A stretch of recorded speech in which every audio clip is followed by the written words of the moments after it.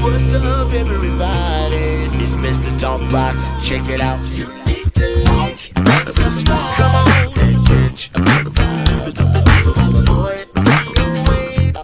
DOA playlist. Let's keep it funky. YouTube family, YouTube world, I'm back. I'm gonna say this again. Everybody, please, pray for this country.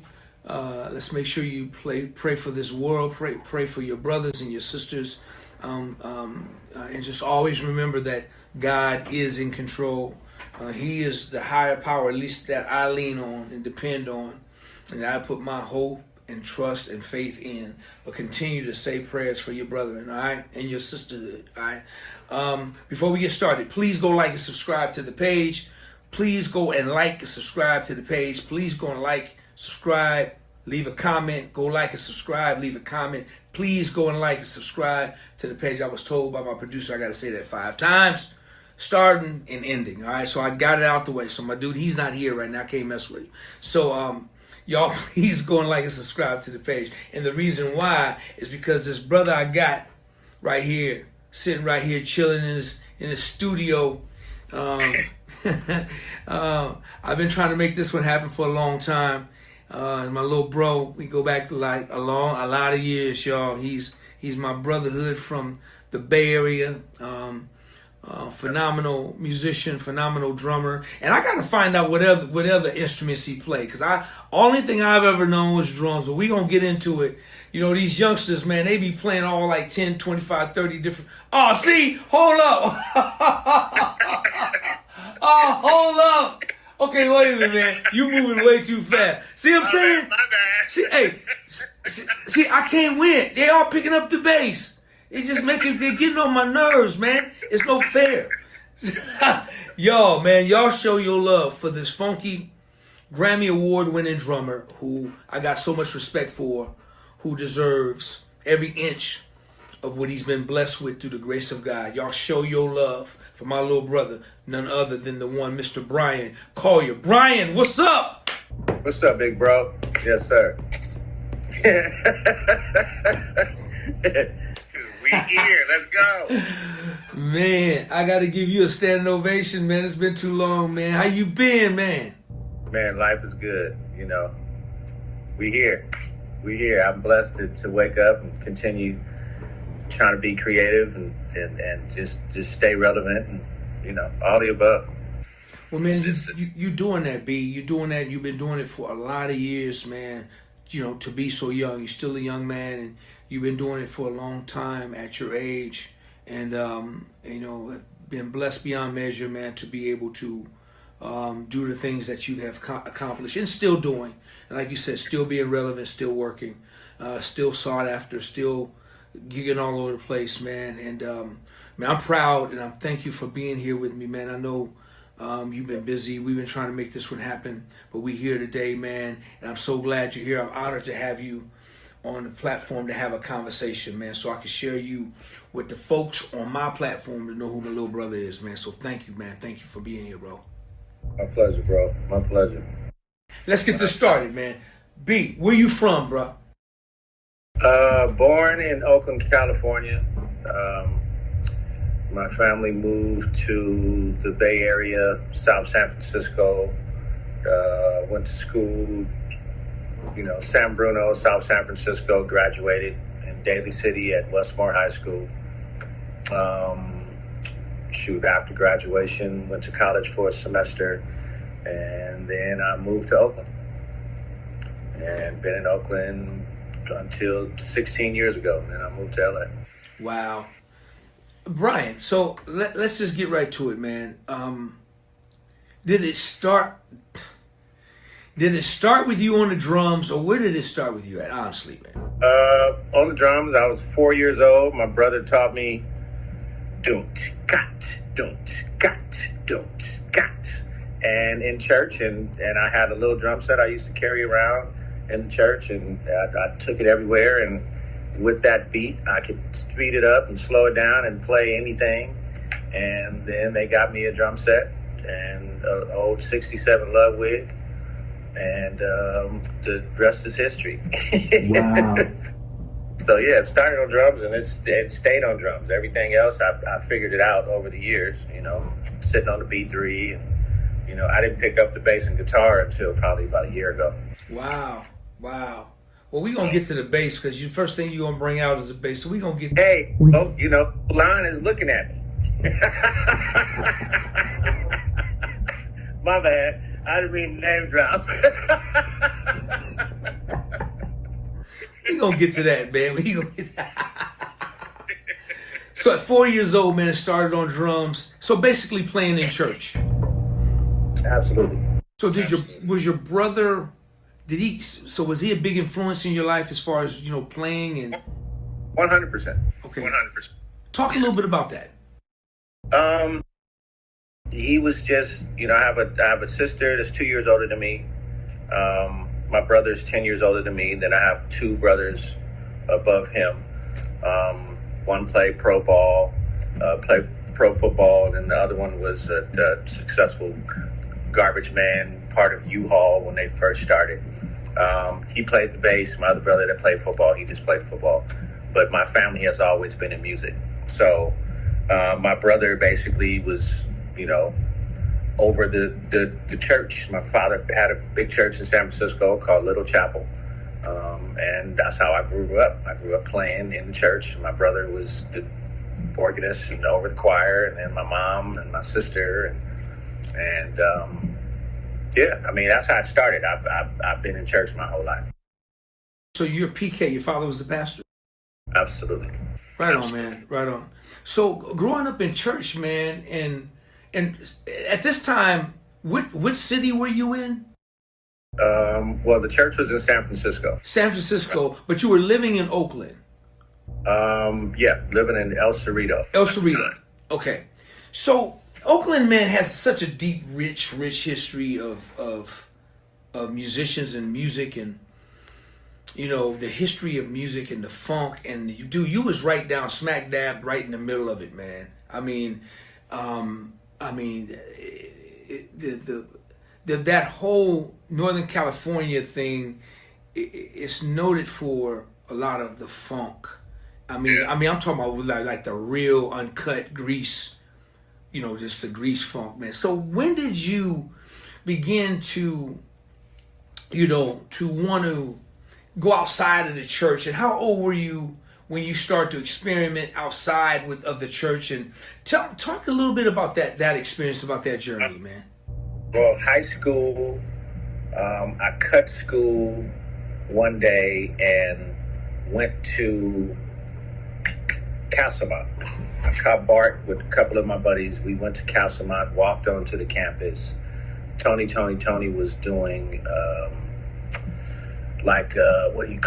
back to school something. They were doing a concert for their school because they had been, successful for a couple of years. So now they did like a homecoming show at the school. So I walked backstage.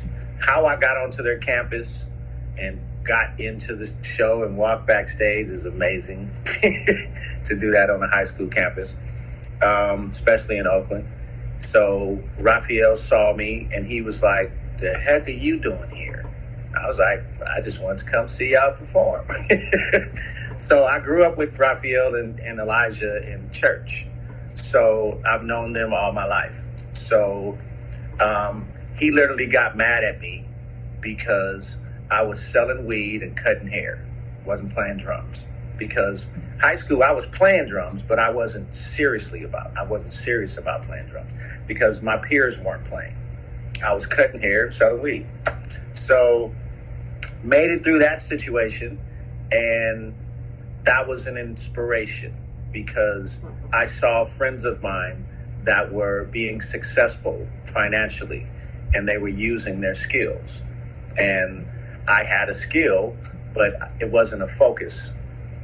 So that kind of put me in a different path. So once I got out of high school, once I moved to Oakland, I got a place. I had an open room. Elijah moved in, and he started producing Jay Spencer. So that's how I met Jay Spencer. So from that situation, I had a name, but the skill needed to match up to the name. Because when I was a kid, I'd walk into church and they'd be like, let him play. Because that's how I grew up, with Moses Tyson and Chuck Webb and Joel Smith and, that whole, so anytime I walked into a church, that's how it was. So I hadn't played in a few years, so I started getting back into it. I got a drum set it up in my living room, and I literally went through Sting's album, 10 Summer's Tale. Vinnie Collier playing drums. I learned every song from top to bottom. Not soul, not R&B, not gospel. 10 Summer's Tales album with 7 days and all of that stuff. I learned every aspect of what Vinnie was doing, from a splash to a side to a ghost note. Everything he did, I learned from top to bottom, sitting on my drum set in my freaking dining room. And that opened me up to being able to get out of, I had the groove, I had church, I had soul, I had a pocket. We learn in church how to shine inside of a pocket, because we're not soloing, we're not doing all that. Yeah, it got to that, but Joe Smith didn't solo. He made the music feel good. Tim Riley, he made the music feel good. So that's what I grew up listening to. And at that point, that's when I kind of stepped out of the gospel realm, and I started listening to more jazz, because that's what Jay Spencer was listening to. We became like really close. So I started going to shows. The first time I saw Dennis Chambers was at Kimball's East. I didn't know who Dennis Chambers was. I grew up listening to the Yellow Jackets, Will Kennedy, and Jeff Lorber, and Chick Corea, because that's what my brother was listening to. So I only knew Will Kennedy and Dave Weckl. You got feeling, and then you got computer and technique. So that's what got me out of the church realm. And then Joel used to play at a place in San Francisco called Passan's, I think it was. I think it was called Passan's. It was a little jazz club in Japantown. And Tony Lindsay, Joel Smith, Frank, forgot his last name. That sucks. Frank Martin on keys. Dope band, crazy dope band. And then Will Kennedy would come and they would do double drums. Joel and Will Kennedy would do double drums. So anytime I walked in there, Joel Smith would like, come play. So that was my first sit-in situation on a jazz gig, on a, soloing on a real stage. And, it was like, throw me in the fire. And I was cool with it. I would go. I loved the challenge. So that's what kind of got me out of the church realm. And, it kept evolving, because I'd never wanted to stay in a little box. So let me ask you this. So let's just back up for 1 minute. So, as far as let's go back to the church situation. I know you spent a lot of time with Joe. So did you ever do like any of the gigs with the Hawkins and all of that? Did you ever were you playing with Joel in those days, or were you involved in that scene as well? I was playing. I played with the Clark sisters. I played with James Cleveland. I played with the Hawkins. I didn't record with anybody. I was just playing. They would call me to different churches, and if they were at the convocation and I walked in, they would like let him play. Gotcha. So Joe would come, and anytime they would come to the church, he would put me on drums, and gotcha. He would play bass. So I've got, yeah. That's awesome. That's awesome. That's good, man. Good stuff. So moving forward now you how many years did you work for Jay Spencer? Maybe 10. Wow. I think he was 36 when he passed. So you were kind of there from the beginning of his career, right? Was it like at the top, or when did you come in? Like once he got signed, I'm not sure the year he got signed, but he had a choice of a basketball scholarship to Cal or a record deal with Mojazz. That was Motown's jazz label. And he chose the record deal. So it was him, Norman Brown, Wayman Tisdale. I think it was Alita Adams. I'm not sure. I think she was on there. Not sure. I just know it was a lady. So it was Norman Brown, Wayman, Jay Spencer. I'm not sure. Impromptu, I think it was, a trumpet player and a rapper. So we went on the road. We were doing shows, and that's how I met Mike Phillips, and Wayman. Just that was a whole respectful thing, and then I got into Sacramento, and Robert Brookins, and so it started opening doors. And then, Jamie Hawkins joined the band, and Raymond McKinley was on bass. And then that opened up, we started playing in Sacramento at the Broadway. So I used to do that with Robert Brookins every Sunday and Monday. And then they would come to Jeffries and bring the whole PA system. And then, so it started evolving. And I started getting around different aspects of music, but it started with Jay, and then it kind of just opened up to some different situations. I remember those days, man. Those were fun times on Broadway, man. And you're right. Every Sunday was just really happening with Robert and Jay Spencer, man. Robert Brookins, y'all just continue to rest well in heaven, man. Rest in peace, man. Just way too soon, man. Too soon, man. Golly. But so. Then, how did you? Because you spent a lot of years with Confunction, right? Now, how did you get the Confunction job? Because you were there for how long? Were you with Confunction? Close to 25 years. Wow. So, how did you get that job? Talk about that. So, my brother went to South San Francisco High School. A friend of his, Darwin Tillery, used to live right around the corner from us. He was the then drummer. So he couldn't do a gig. So he told me to come to the house, and I would always play on his drum kit. And he asked me to sub for him. And I was like, cool, no problem. So they sent me a CD. They literally gave me a CD at the airport of not even the live show, just one of their essential CDs, if you want to call it. And I listened to the songs on the airplane. A limo picked me up when I landed, and I walked into the venue. I think it was in DC. I walked into the venue. They'd already sound checked and everything. We didn't meet until after the gig. Wow. So when I walked in, we walked on stage, and after the gig is when I met Confunction, when I talked to Michael Cooper, when I talked to Falcon Pilot, and that was everything. And so you were coming in as a sub, and then you never left. Yep. They asked me to stay. No rehearsal. You just went right on stage and hit the gig. Yep. Wow. Rehearsed them until probably months later. And you were there for 25 years, man. How did you enjoy it?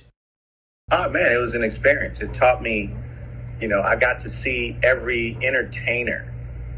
That's one thing about Confunction, the difference with the singers now and then.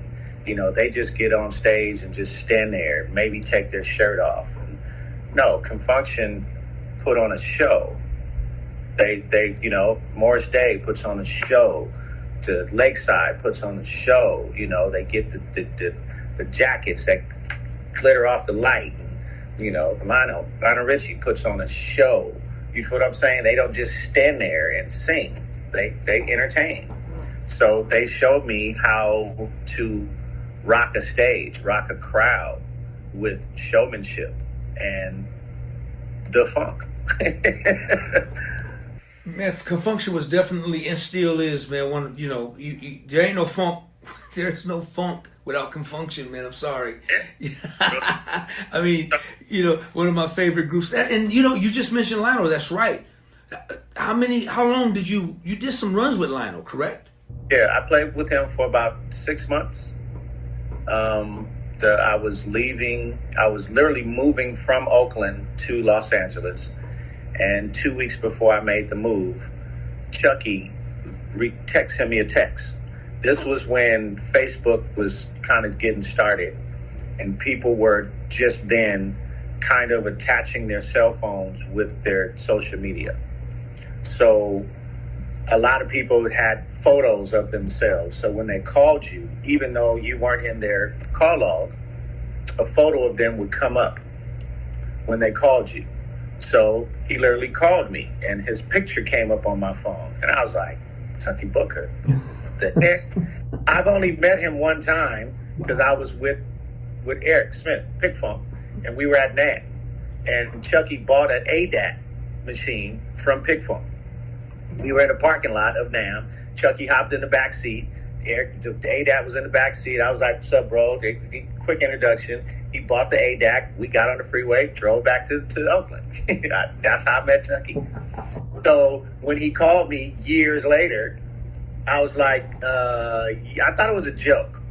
And I was like, we got through all the initial meetings and stuff. Hold on. Is that bad if the light goes out? Can you still see me? It's better. That's all right, man. You'll just be dark skinned, man. That's all right. Keep doing that. So basically, he called me, asked me if I could do it. I was like, yeah. I flew to the Bahamas again, no rehearsal. I had 3 days to learn 35 songs, and it wasn't just songs, it's 35 hit songs. So, I can't just make up a feel. The crowd is literally air drumming the feel that I'm supposed to be doing. So I can't, So I had 3 days to learn 35 songs. So I ended up at, I really couldn't play. I didn't really have a rehearsal space. So I went to Dwayne Wiggins' house. I listened to it all day, 24 hours a day for 2 days. And then the third day, I went to Dwayne's house up in Hayward, and I set up a drum kit in the living room, and I literally played the whole show. Just sitting down and just playing what I'd listened to for 2 days. And then I flew to the Bahamas the next day, and that's how I met everybody. I met everybody in the Bahamas. We went to sound check. We went over beginnings and endings of songs. And then Chucky played a joke on me when it was time to go on stage. What was the joke? He was like, yeah, we wearing white. I was like, all right. So I went upstairs, came down. I got on all white. They got on all black.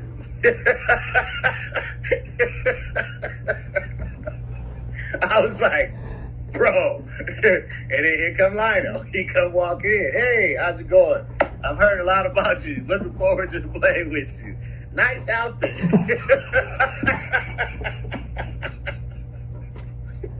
So I quickly ran upstairs, changed my clothes, and came back downstairs. And that was our meeting.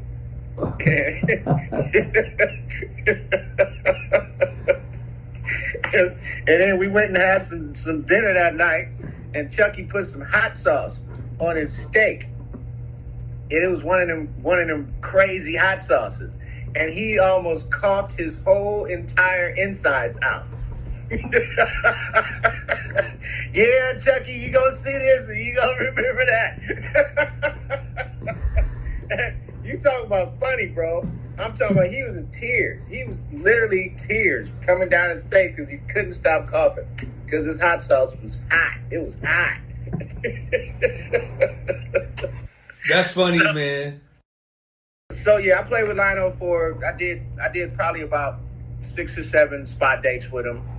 And then once I moved to LA, they called me to do a rehearsal, a 2-week rehearsal for the tour, the upcoming tour. That's how I met Oscar. I didn't know who Oscar was. That's how I met Oscar. I knew who Ethan was through Eric, and we kind of hung out together. But I rehearsed for production, for them to get the stage and lighting together for a whole week. And then the band came in. And then that's when I realized, life is lifing. Because, once the band came in, it was like, okay, so do I get in-ears too? It was like, well, no, you got to pay for yours. Okay, I'm just a sub. Okay, I get it now. Okay, so welcome to LA. So yeah, that's how it went. Man, I'm laughing because I can relate to everything you're saying, man. Everything you're saying. I spent like 8 years, and it just, it was just time of my life. But Chucky, man, he's funny, dude.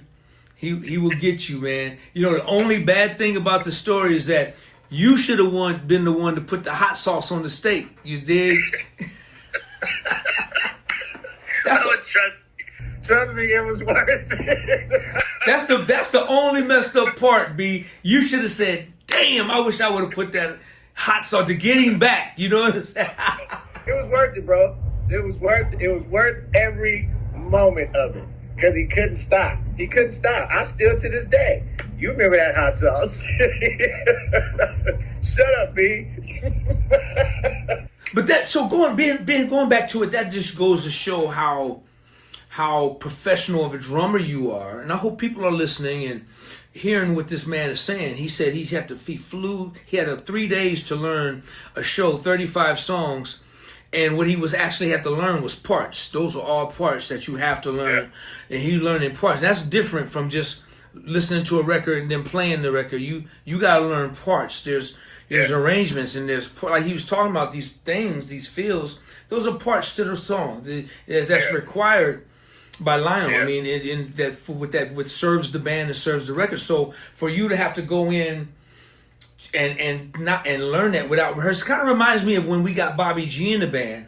Bobby G, we flew. Bobby didn't even have that much time. Bobby was in Vegas. We were in Saudi Arabia or somewhere. I can't even remember where we were. And Bobby had to come in from Vegas on a day and a half notice and walk right onto the stage and play the gig. And so that just shows the true professionalism of who you are, man. And it's important for people to understand that, especially people in our local community. They just don't understand how important listening, man, rehearsing and detailing is when it comes to learning music.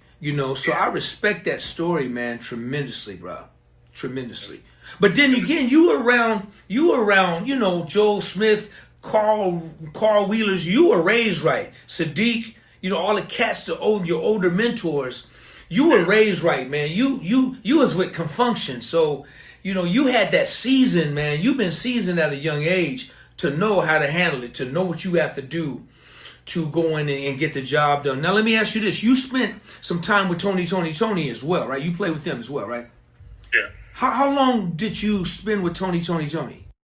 Probably 10 to 12 years. Was Ray there at the time at all? Well, I did I do any spot? No, I never, because they never did any. They never toured with Ray. They just did. They did a few shows, but once Ray left, Will came. And they were at rehearsal, and they called me because they were going to move Tim to Oregon. So they were going to put the B3 up front because Ray and Carl had already left. And Elijah called me and told me to come in. And once I came in, Tim was up front on the B3, and I'd already known their music. my mentors were Will Kennedy and Tim Christian Riley.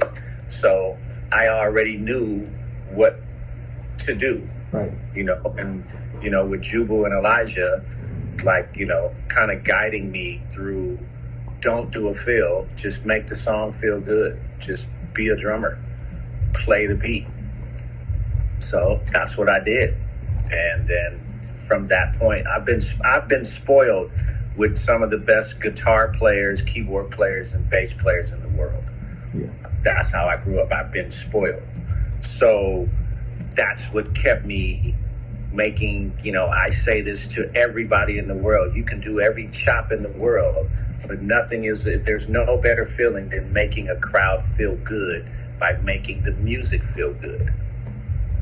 I'd rather a crowd of people dance around because the music feel good than 10 people saying, "Oh, did you see that chop? He's an incredible drummer." Okay, well, yeah, it's 10,000 people dancing to my beat. That's what I would rather see. So they taught me that, the world of Oakland funk, and just make the music feel good. That's what they taught me.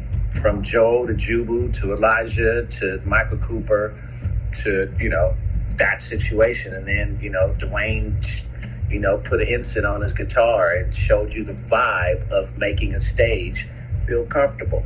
So showmanship, all the above. Look a certain way. Don't look like a regular person in the crowd and walk on stage. No, you're on stage for a reason. Presentation is everything. Wow. Awesome. Just, I tell everybody, man, when I'm doing this, it's 50,000 people standing up, man, giving you an ovation, man, because those are deep words. Let me ask you this question. So, 16 years now in LA. Mm-hmm. Was it a good move? Bad move? Was it a move that, was it necessary? Would you change the thing? Tell me your story. So the first time I moved to LA, I won my first Grammy with Carlos Santana. And I thought to myself, this is the time to go. Let me get up out. Let me go put myself around. But I didn't know nobody in LA, and it's totally different. So I had to walk up and, you got to pay to get in the club, and you got to buy drinks for people, and you got to build relationships, and you got to introduce yourself. I'm such and such, and timing was off. Bad timing. So this time when I moved to LA, I'm playing with Lionel when I move here, so I didn't have to introduce myself to get a gig. I'm playing with here. So timing was everything. So once I moved to LA, the Bay Area was stagnant to me. I did everything. I played with everybody. And I wanted something better. My family wanted to move. Everything I was doing, I was traveling to do. So I got to LA, I'm working, and once the Lionel thing stopped, then the Eddie Murphy situation opened up. Then the Layla Hathaway situation opened up. Then it's been so much. It's been so much since I've been here. So I would have never walked through those doors if I would have stayed in the Bay Area, to me. The doors that opened up, you never know who you're going to meet in Los Angeles. And the phone calls you get were totally different than the phone calls I was getting in the Bay. I've been on 12 number one TV shows, from This Is Us to Glee to Scorpion to all type of stuff. And I would have never got that. I didn't, I got called for a gig and showed up, it was Glee. And then a year later, the casting director saw me playing at the Federal Bar and was like, I want to cast him. And she talked to Randy Amata, the keyboard player, and literally gave him her business card, and he gave her my information, and she called me the next day to cast me, and my phone number was already in her phone from a year prior when I did Glee. And she was like, yeah, I want to cast you on this show, but why is your phone number in my phone? And I told her, I was like, well, yeah, a year ago I did Glee. She was like, I remember you. But she saw me, she watched me play for an hour at the Federal. She was like, you are incredible. You look good. You sound good. I'm going to call you for everything. Her name is Christine Day. And she's been casting for over 30 years. And she literally calls me all the time. So that's how those doors opened up, and I had no idea.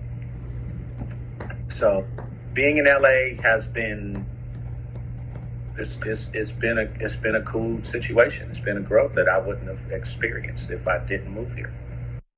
So basically, it was definitely the right move, without a doubt. The right move. Me. Yeah. The reason why I asked, man, is because some people doubt. Some people, they go out there, it doesn't quite work out. Then they end up going back and, and then they're doing their thing right back where they were and still being great, So, right. But for 16 years, man, that's a long time. Do you ever plan on coming back to the Bay, or is life is there now? Oh no, I'm cool.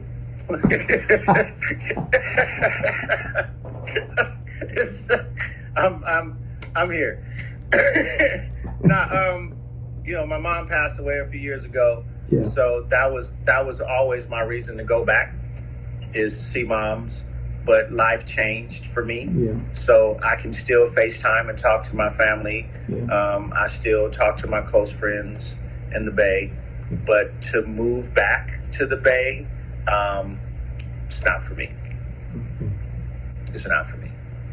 That's just me. Understood. I can't. But that's just me. It's too much. This is a land of opportunity out here. So, as long as you know what you don't want, you're good. If you don't know what you don't want, and you're going to be open to so much glitz and glam and talks and conversations from all type of people, and if you know what you don't want, you won't waste your time walking into a door that's not for you. So I know what I don't want, so I don't waste my time with those conversations because I know what they are. So that's what LA has taught me, but that's what Oakland taught me too, because in order to make it in Oakland, you had to be something special, because it's so much dopeness in Oakland, and it's so much realness in Oakland that, in order to get up out of the Oakland, you had to achieve something to go somewhere else. If you can make it in Oakland, you can make it anywhere. Real quick, man, before I'm almost done, man, and I appreciate this great conversation. Being a successful drummer in LA, how are you treated by your peers? Because LA is full of real and full of fake, more or less full of fake, man. It's like, it's a great place. It's a great place to be. It's a fun place for me. I was there for 3 years. Once my career got started, I decided to come back home. That's just me. Because it was the people that I just, I'm country, man. So, once I was able to get what I needed, I came back and was able to do my thing. But you're down there, man, and you're very sought after, man. People are, your phone, you stay busy. How are you treated by some of your peers, man? People you don't know, some you might know, some you have a relationship. What's the vibration that you get and you're feeling with some of the people out in LA towards you, knowing who you are, knowing the success you had, knowing the wars you've been a part of and the stuff you've done? What's it really truly like for you? I'll say this with the utmost respect. If you like what I do, cool. If you don't like what I do, cool. I learned a long time ago that my achievements and my happiness don't come from what other people think of me. And that's from friendships to new relationships to achievements to everything. So the people that I hang with, the people that I respect, it's memes all on social media. A stranger will keep you successful more than your circle.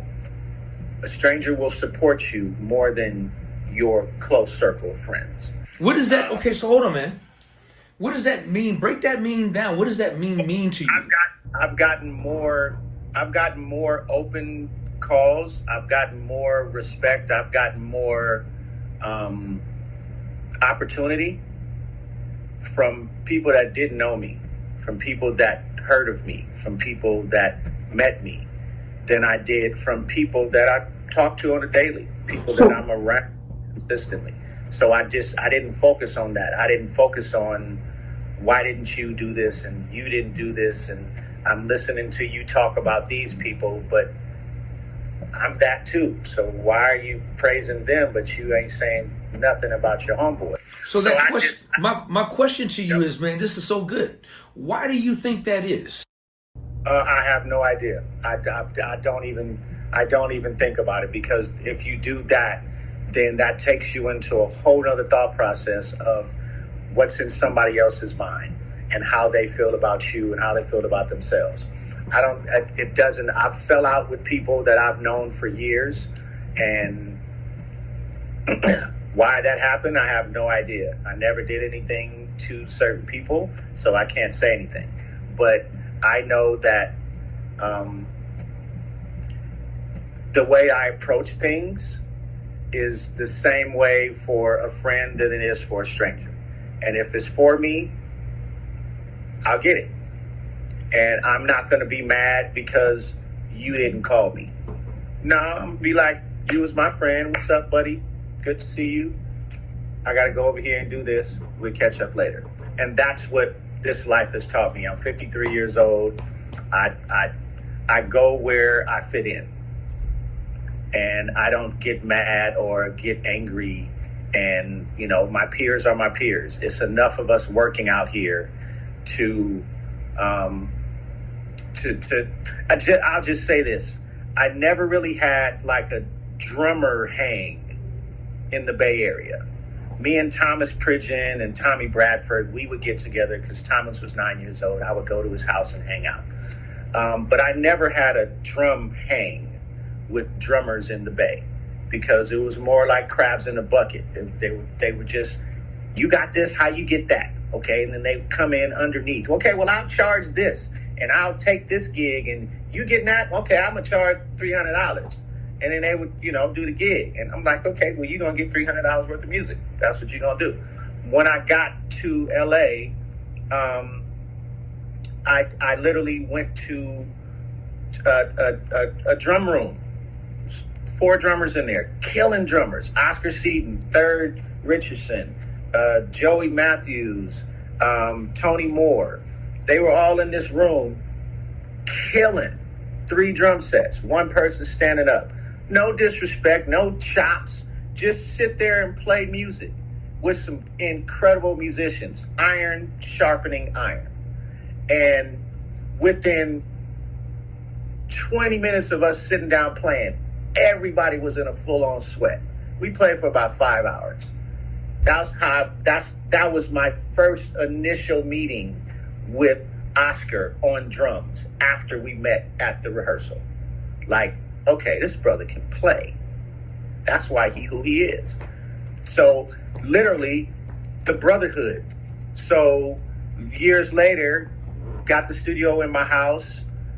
Myself, Tayron Lockett, Sean Horton, they would come by and we would just shed all day. 2 drum sets, shed. No drama, no chops, no competition, just shed. Once I moved my studio here, they would come here. One person sit on a drum set and just play until you get tired. Then the next person sit down. It was a fellowship. It was a brotherhood. I didn't get that in the Bay. For me, I didn't get that. So I put myself around correct circles. I put this out to any young musician that thinks about moving to LA. Don't put yourself around what's hot for everybody. Find your lane. Find the gig for you. There was the Federal Bar. There was Cafe Cordial. There was Super Soul Mondays. There was all these different elements. But I didn't go to Cafe Cordial because it was more the smooth jazz element. I didn't want that. Like I said, you got to know what's for you, and you got to know what you don't want. So I would go, but I didn't want that. I wanted to be around the groove stuff. That's how I can shine. I'm not about to be up there soloing all night. No, that's not my thing. I want to make people groove. So I put myself around groove stuff. And Ronald Bruner opened up doors when I first came out here. He was doing gigs, and I went to a gig, and I was just like, wow, LA is on, full horn section and band killing. And he was like, come play. And first time I played, I sat in with Hadrian Ferrard on bass. He's one of the most incredible bass players in the world. That's how I sat in. That's how we became friends. So it's just, Ronald, hey, bro, I need you to play the first set for me at the piano bar. Okay. I don't ask who I'm playing with. I walk in. It's Kamasi and West Coast Get Down. I don't know. They don't know who I am. I don't know who they are. I'm just sitting there for my homeboy Ronald. And before the night is over, Terrence Martin is there, and all day's like, bro, you can play. I'm like, yeah, that's what I do. That's what I do. I play. Y'all know me for being a cool dude on the side, but I do this. It's a confidence. It's not a cockiness. It's a confidence.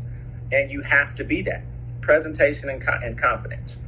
So with my peers, I instead of trying to follow what they do, instead of trying to get approval from them, I create my own lane. I create my lane with presentation. I create my lane with sounds and how I approach stuff. And I take from others and I create from me, and I keep moving. And I don't change unless I have to change. So that's what's kept me going. And if, like I started off, if you like it, cool. Man, that dude is great. Cool. Man, I ain't really feeling him. He ain't too good. Cool. Bam. Appreciate you. And, because it will tear anybody up to hear, to accept the fact of, somebody getting a big head. And because they say man, you great. Well, man, I ain't really feeling you. And it tears them apart and they don't want to play. And you got to take them both with the same heart, with the same mindset. Man, you good. Thank you, bro. I appreciate it. I'm not about to go tell the world, man, I'm the best in the world. Man, I ain't really like that. And that wasn't cool. I'm not about to stop playing drums because somebody didn't like what I did. Like, okay, it's all good, man. I appreciate that. Keep it moving. So I get that from my friends too. I get that from my peers. I get that from everybody. And I'm 53 years old, bro. I'm stuck in my ways. I'ma still learn. I'ma still watch the youngsters and get what I need to get and get inspired and everything. But I just if they put my name in the box and I get some calls from my homies, appreciate you. If I never do, appreciate you. Good to see you, man. Know you for years. I just, I can't think about that right now. I can't even dwell on that. So B, so how do you feel about, and that was just great stuff, man. That was a great run of stuff, man. I hope everybody's really getting what this brother's putting down. B, so how do you feel about this new modernized drumming and with the youngsters and how drumming is morphing into something other than just a groove? What's your take on it? And how do you feel about it? All right. No, I'm playing. No, Platform's yours. Well, social media, I feel that social media and the new world of music, it's totally, it's a blessing and a curse. You can learn anything you need to learn by watching people. Like this guy from China just hit me up today for the second time. All he wants is video of me playing a song. He wants to pay me so he can study me playing a song. That's what people do now. It's not about, it's not about making the music feel good anymore. It's about how I can go crazy on top of this and put 10 seconds on social media, and then I'm a superstar. I didn't have that I didn't have that lane to do that. I couldn't do that with the way that I grew up, with the way I had to make the music feel good, and if I didn't, I wouldn't have been working. So my chops and my stuff came when I was practicing, and they came when the gig opened that door up to solo.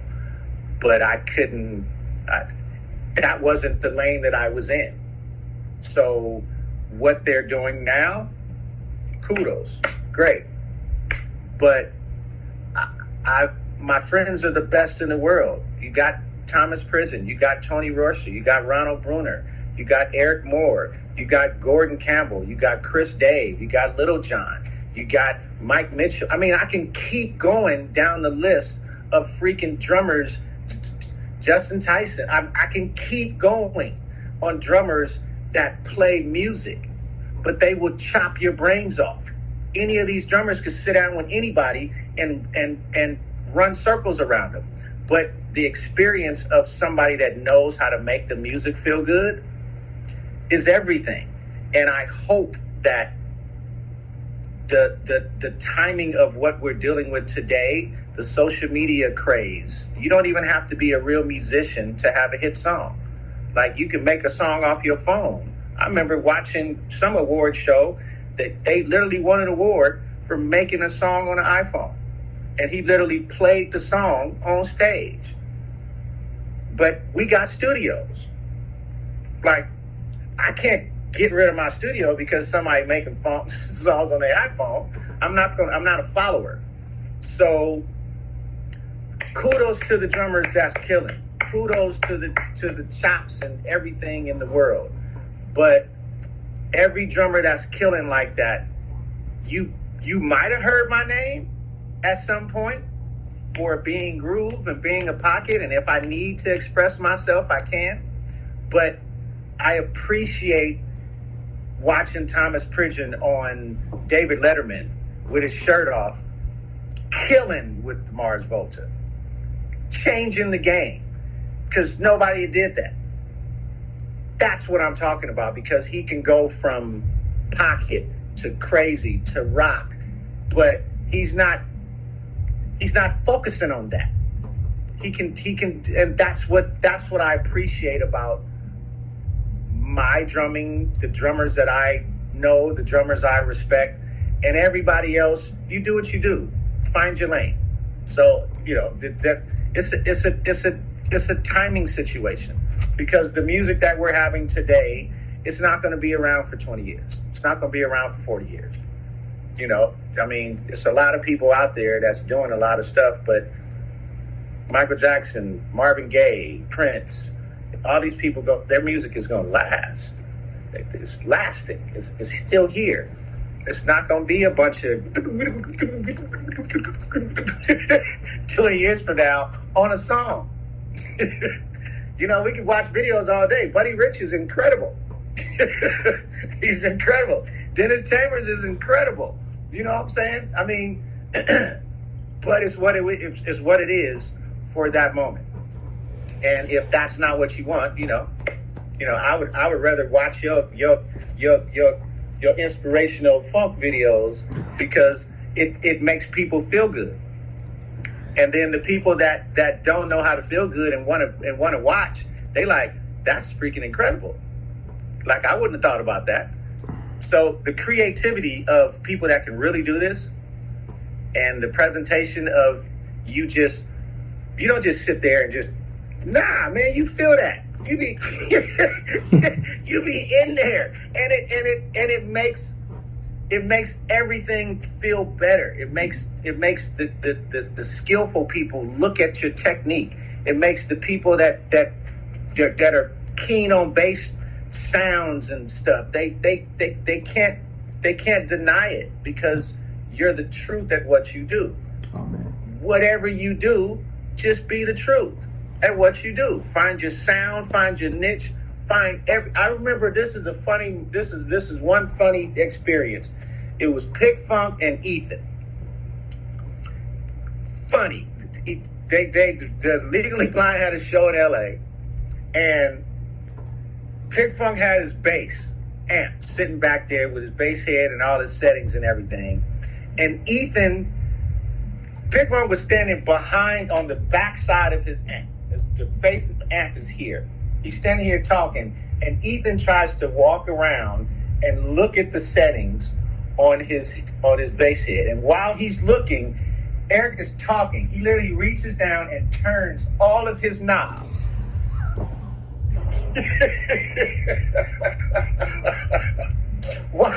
While he's not even looking, though, he's having a conversation over here. Ethan walks around, and as soon as Ethan gets around, Eric reaches over and just turns all of his knobs so Ethan can't see his settings.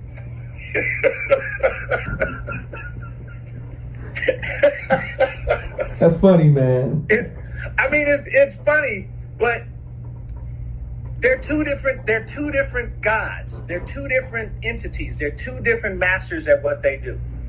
Even if Ethan found his settings, he would not sound like Pick Funk. So it's a friendly, inspiration. It's a friendly challenge. It's a friendly, iron sharpens iron. That's all I say. You can still, you can get something out of what everybody's doing, but just find what's good for you. Man, I appreciate that so much. I really hope that, that people are listening, man, to wisdom, to the wisdom of what this brother is laying down. And I'm going to say this real quick, man.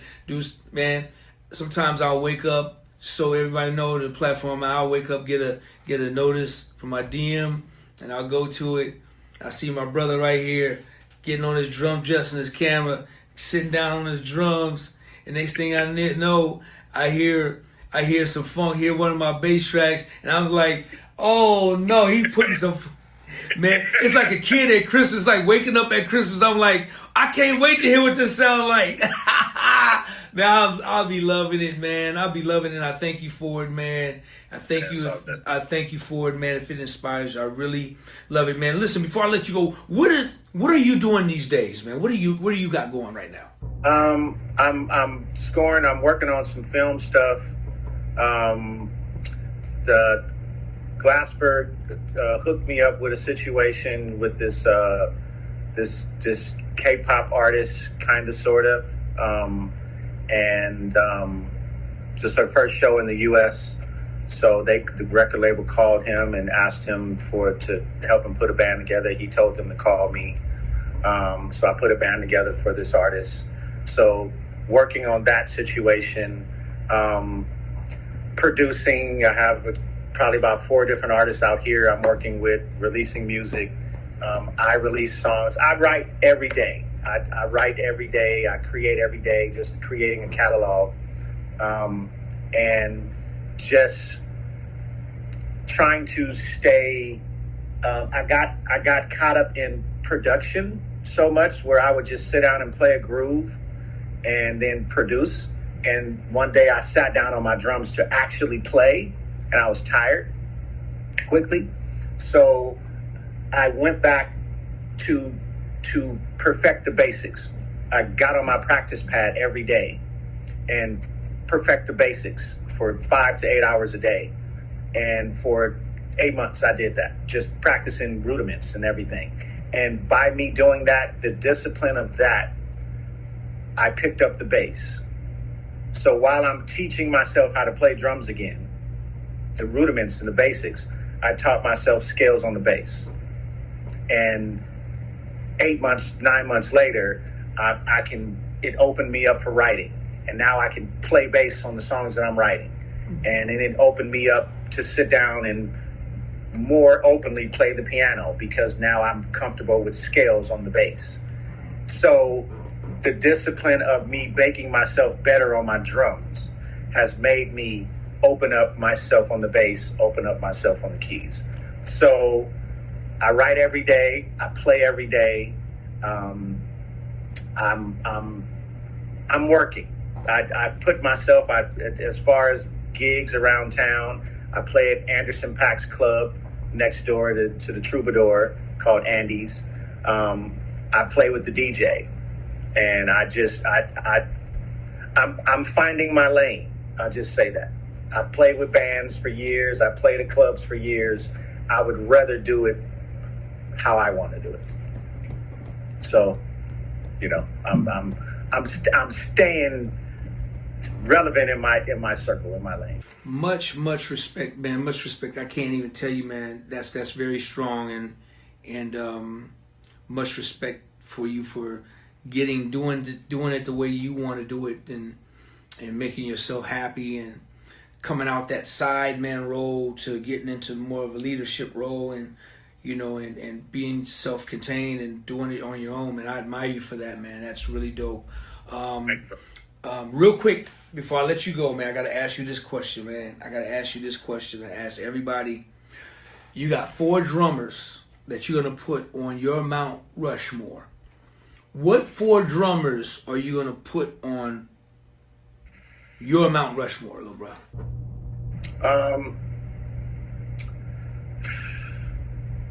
For me, Thomas Pridgeon, Ronald Bruner, Chris Dave, Lil Jon.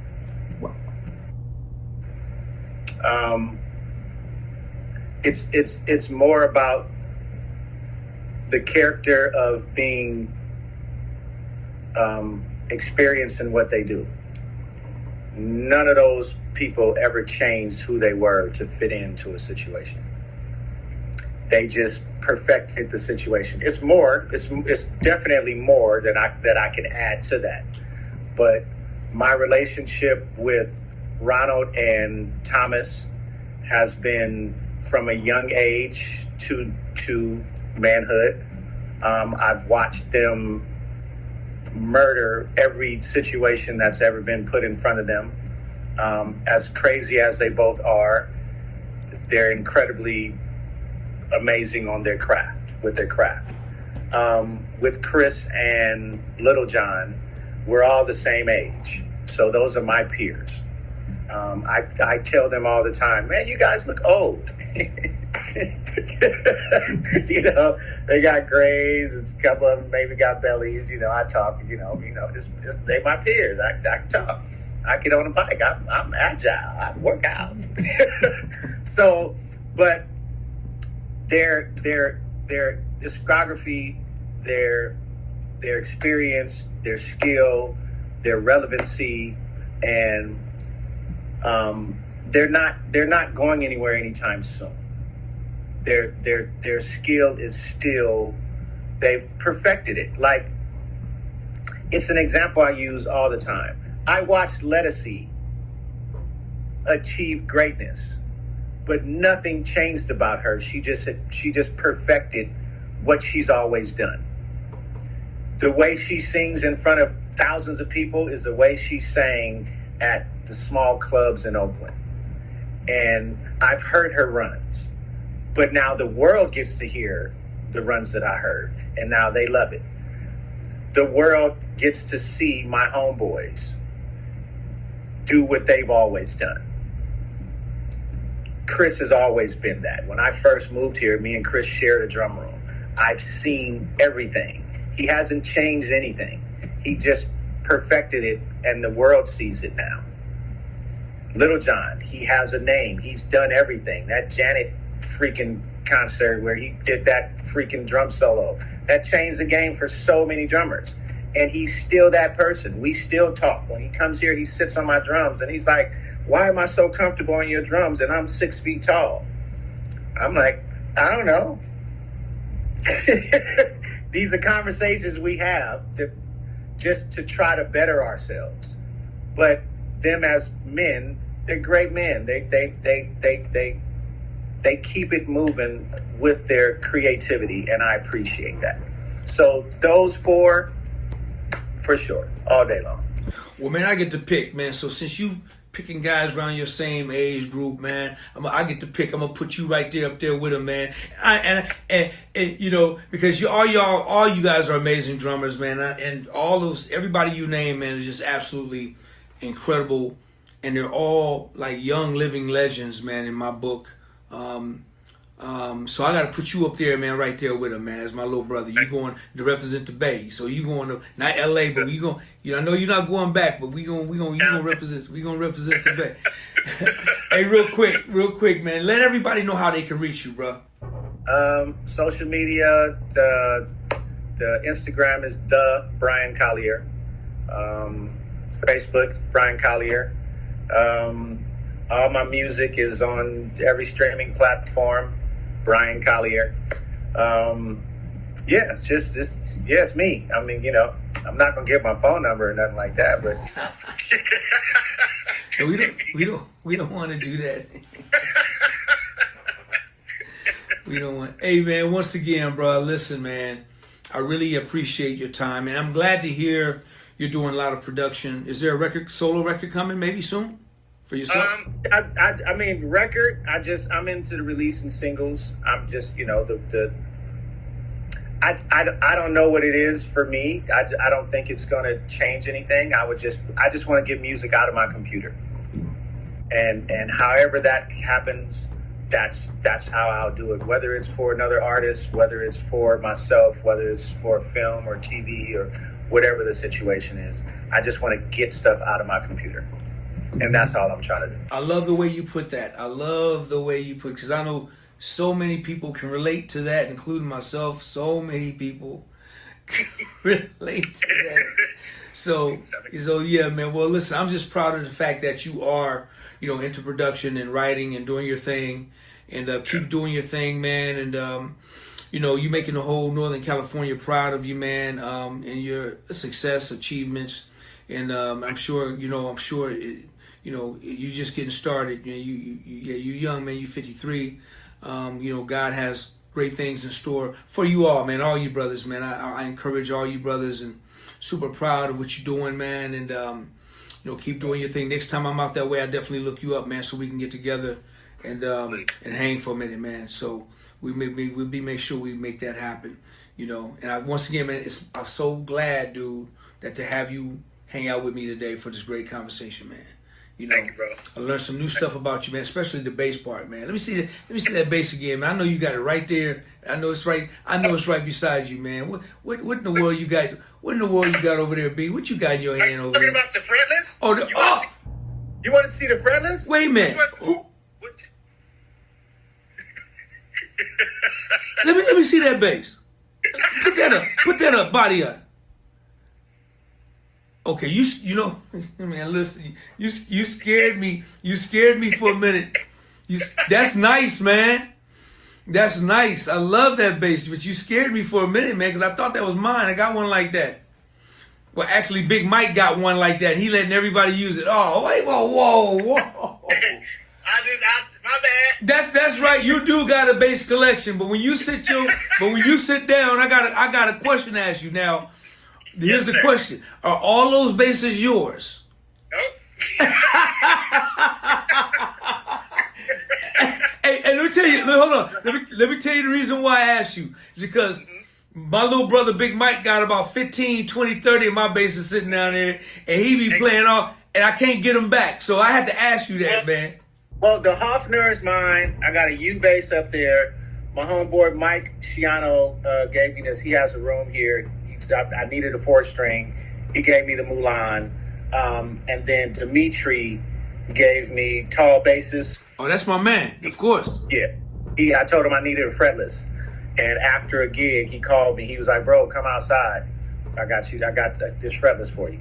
And it's amazing. So, my circle looks out. But in order for that to happen, I had to be doing something for it to happen. So... Good for you, man. That's good stuff. Now, which set you got in your hand? The Mulan. Okay. Now, is that yours? No, that's the one Mike. I mean, it's mine, but I didn't buy it. It's like these drums, I didn't buy them. But yeah, my homeboys, they just, they looked out for me. I needed a 4-string, and he was just like, "Here, lead us here, and you got it." So yeah, that's mine. Okay, we'll leave it like that. You still didn't answer my question, but that's cool. It's yours. You got it right there. It's yours. It's nice. It's nice. It's funky, man. So now I want to see a video with you playing drums and then do a bass video, man. I want to see a split video with you being funky on the bass, because I know you got some. I posted something on my stories last week. You got to send it to me, man. I can't wait to see it. I played the guitar and I played the bass. See, you got me. I didn't see it. I missed that, but you got to send me that, man. I will. I'll send it to you. Man, listen. I need everybody to please go and support my little brother. Support his movement. Support his vision. Everything he's doing. Go follow him on IG, Facebook, and all of his social media platforms. And support the brother wherever he's doing. If you guys catch him out there and he's doing something, go check him out, because he's a real serious drummer and a beautiful brother. I love him. Glad he's here with me today, hanging out.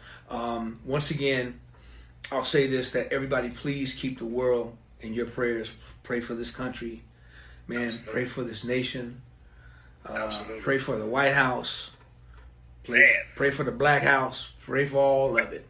And just always remember that God is in control of this world and in our situation, all right? Now, I got to do this one more time. So, B, when I call you, I'm going to need you to help me, all right? I'm going to do it one more time. I'm going to kind of give you the whole thing. I'm going to give you the blueprint. But when I say hit it, I need you to hit it for me, all right? So, you ready? Okay, we're going to know with no rehearsal. It's all ad-lib. It's all like, we all ad-lib. Here we go. Y'all, please go and like and subscribe to the page. Please go and like and subscribe to the page. Y'all, please go and like and subscribe to the page. Comment, leave a message. Please go and like and subscribe to the page. I got one more, but my little brother gonna hit it. B, hit it for me one time. Show him what to do. Please subscribe and like the page.